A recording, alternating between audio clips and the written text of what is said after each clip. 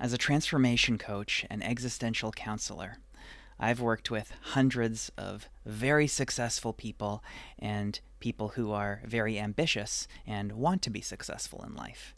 And one pattern that I see from a lot of these people, especially personality types like ENTPs, INTPs, ENFPs, people who are big idea people, very future oriented.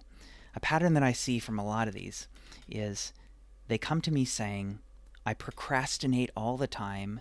I don't finish what I start. And the reason I procrastinate, that I believe, is because I'm lazy. That's why. I just need to fix my motivation. I need to fix that laziness, and then I will be more successful. I'll stop procrastinating, right? And I think that's misguided.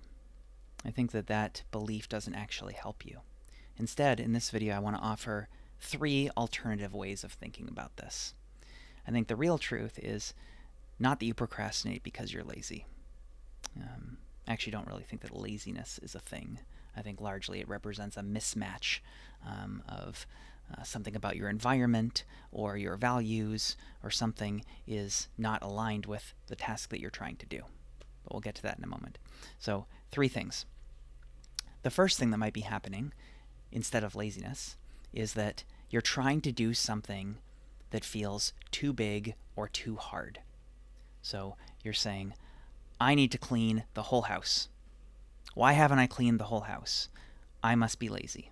No, the reason you haven't cleaned the whole house is because it seems daunting, right? It seems really hard. That's why you haven't done it yet. So how do you break that down into smaller chunks? I'm going to clean my room. Even that is too big. Today I'm going to clean the dresser. Tomorrow I'm going to clean the closet, right? Break it down into small chunks, 30 minutes or less, or even smaller. If you're struggling with that, 10 minutes, 5 minutes. If you spent 1 minute every single day cleaning your room, I guarantee you would be way more successful than if you keep telling yourself, I need to do this 2-hour clean, but then you never actually do it, right? So that's actually 0 success versus consistent 1 minute a day is 1 minute of success, and that adds up over time. So my tip here is whenever you feel like you have not been, if you've been procrastinating a task for a while, ask yourself, how can I make this easier? What would it look like if this task were easier? What would an easier version of this look like? Right? Number 2 reason that you procrastinate is you don't actually want it. You're trying to force yourself to do something that isn't really aligned with your values or goals. So you're doing something because someone told you to, or because you think you should. This is what a good person looks like. You know, I work with a lot of people who feel like they have to clean or they have to organize in a certain way just because that's what their parents taught them. That's what it was like in their house growing up. Everything was spotless, so they have to dust all their countertops. And I tell them, no, you don't. Who's making you? What if you just don't dust? Right?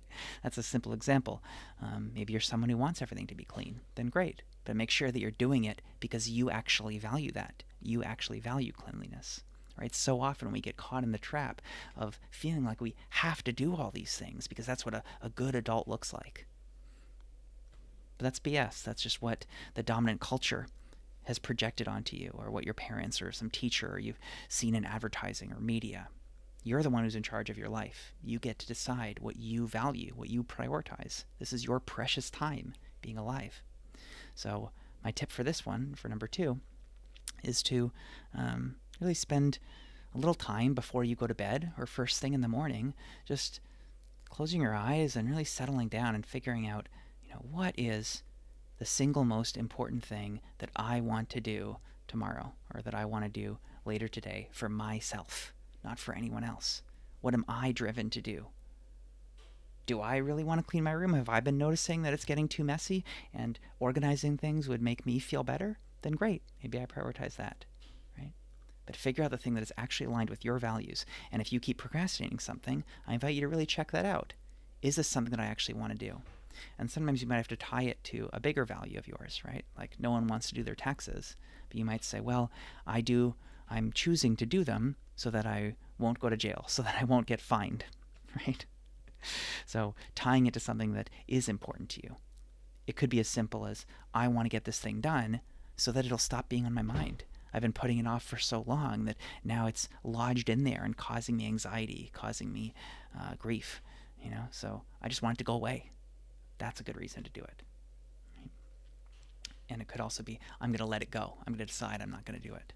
It could be actually doing it or letting go of it. All right, reason number 3 why you actually procrastinate is it could be that you are addicted to dopamine, that you don't have, you've kind of lost the capacity for resilience or for self-mastery.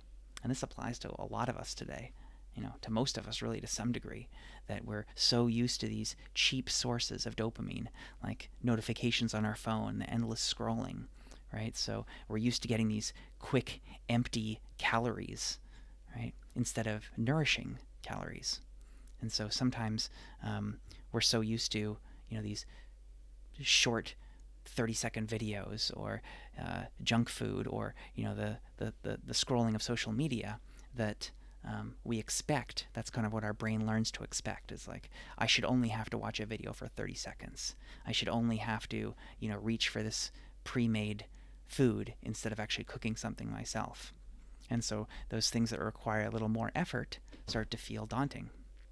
So, there's a whole world of tips out there for how to break phone addiction and all sorts of things. But here's one tip that I'll give you in this moment, is to build your resilience and self-control by every time you're in the shower, and I've done this for a long time myself, have your normal hot shower, and then when you feel like you should probably be getting out, start counting down from 10. And when you hit 0, no matter what, you need to turn the shower to the coldest possible setting and just feel that cold for as long as you can, 10 seconds, 20 seconds, and that has a lot of positive effects. It actually is a great source of sustained dopamine by exposing your body to cold. But really the point here is to train yourself to be in control, that when I hit 0, I am training myself to trust that I've made the decision. I'm turning it to cold no matter what. There's no second guessing myself. There's no debating. There's no arguments here. It's just, nope, when I get to 0, I'm doing it. And the more you practice that, the more you train your brain to think, when I decide to do something, I'm doing it. All right? Hope that helps. So the 3 reasons, again, why you're probably actually procrastinating are: it's too big or it's too hard. So break it down. You don't actually want it. It's not actually aligned with your values or goals. So instead, try to tie it to one of your goals or values, or figure out some task to do that actually is more aligned. And then number 3, it could be that you're lacking the self-control, the resilience, you're addicted to dopamine. So instead, practice building that self-reliance, that self-mastery by doing the cold water thing. And there are a lot of good practices as well about keeping your phone out of the bedroom before bed, and noticing when you're reaching your hand into your pocket and just pausing for a second to notice, do I actually want to reach for my phone right now? All right. Hope that helps, and I wish you a nourishing day.